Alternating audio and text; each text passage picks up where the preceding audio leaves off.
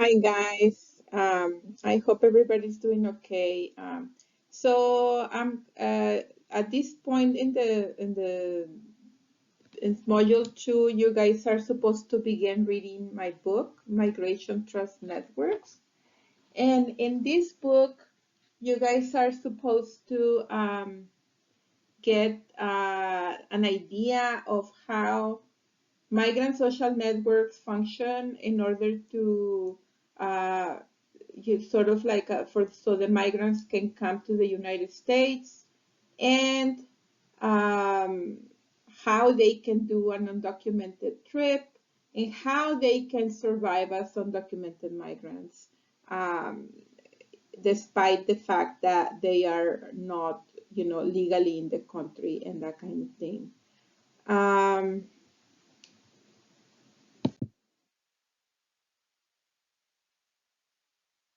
The introduction of the book tells my life story, and there you're gonna see that I'm also an immigrant and that I was undocumented at some point in my life, and then how I started living in an immigrant community, and I was able to kind of learn how migrant networks function. First time, life experience. And it also tells you how I began my interest in the book. I couldn't understand why people help each other, despite the fact that sometimes they didn't even know each other. And so that's how I started to my interest for researching about this book. So why strangers help strangers, sort of thing.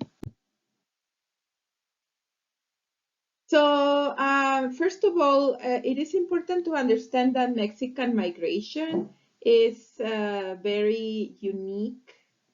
Um, there is, for example, the United States and Mexico share a 2,000-mile border. So like I was saying, the Mexico shares is the only country in the world that shares a huge 2,000-mile border with a developed nation. And so, for this reason, there is a special dynamic happening between Mexico and the United States. Also, they have a unique history. Please watch the video of the Bracero program. This was like, a program that began in 1942 after World War One, and people were trying to, I'm sorry, after World War II, and we didn't have anybody to do the labor, and so in the United States, and so they decided, oh, we're just gonna bring people, and so that's another reason why it's important to understand social networks because you cannot just bring people and expect that nothing is gonna happen. As people, we meet other people, we get married, we have heart, we want to have a life. It's not just that they can use people for labor just like that. So that's basically what happened there. And so then the trade partners, um, uh, Mexico started the North American Free Trade Agreement. I'm sorry for there is a misspelling there. It's North America Free Trade Agreement. It's 1994 with Canada, the United States, and Mexico. And they allow free exchange of goods and services, but with the exception of labor. So for that reason, there is a lack of legal visas. Most of the visas are given to people with extraordinary abilities, but not to people that just normal people. Okay, so for that reason, we have today about 10.5 million undocumented immigrants living in the United States. The other issue is permanent settlement. Most undocumented immigrants have stay in the United States, and they have lived for more than 10 years on average. Um, so now we're going to start talking about the theories of international migration. Um, a theory is an explanation of something, okay? So it's an explanation of social phenomena such as why people migrate. And so sociologists have tried to explain why people migrate, in particular internationally. And they have found some economic explanations, but also they have found social explanations, and that this issue is a lot of complex than that. For example, neoclassical economics approach and this theory assumes that the individual actor is going to make careful calculations about the benefits of migration. And so it's going to kind of calculate the cost of the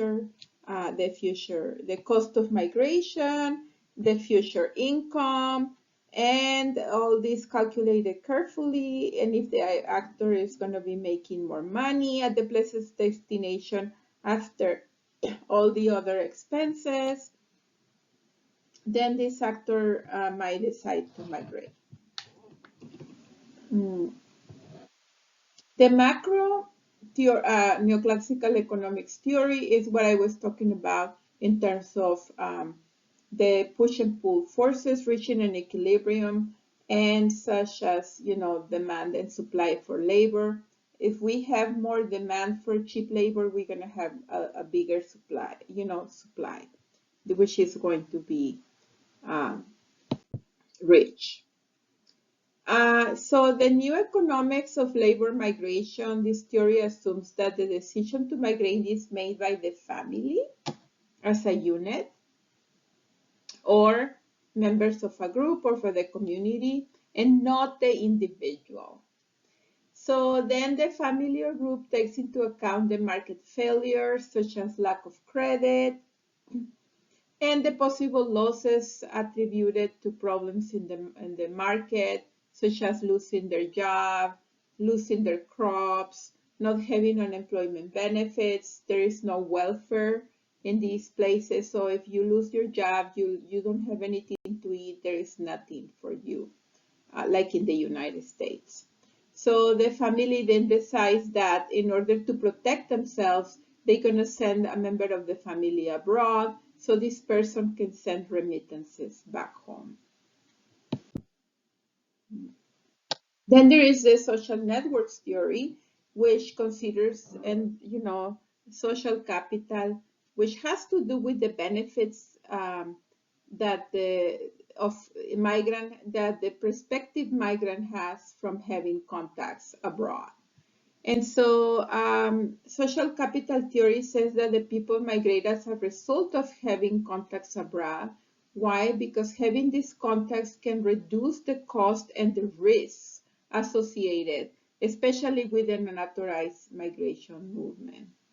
And so contacts also can provide help for housing, finding jobs, information, and all of that. And so all of that is explained in the book.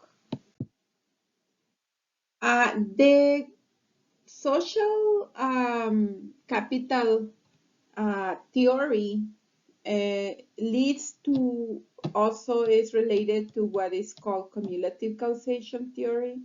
And this theory assumes that the social networks um, and the changes in the context of the places of origin and destination create more migration. That is, once migration begins, it cannot be stopped unless the number of working age people at the place of origin is depleted. So therefore, once migration begins, it cannot be stopped due to these reasons. The Bracero program was an attempt to bring workers as a cheap labor, but due to cumulative causation, people continue to come. Even like, the Bracero program, people came legally, but then afterwards, when the Bracero program ended, then legal migration stopped, and so people had to come undocumented.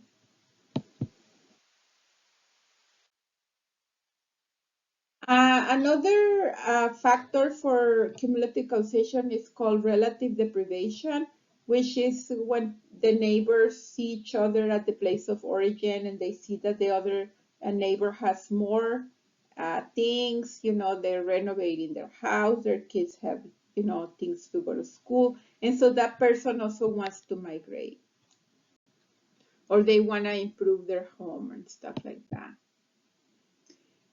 The other issue that I wanted to talk about is the paisanaje sentiment. So a paisano is a countryman, and so when two people from the same village, for example, find each other in the United States, then they feel, like a paisano sentiment. So they feel close to each other and they identify with each other, and then they want to help each other.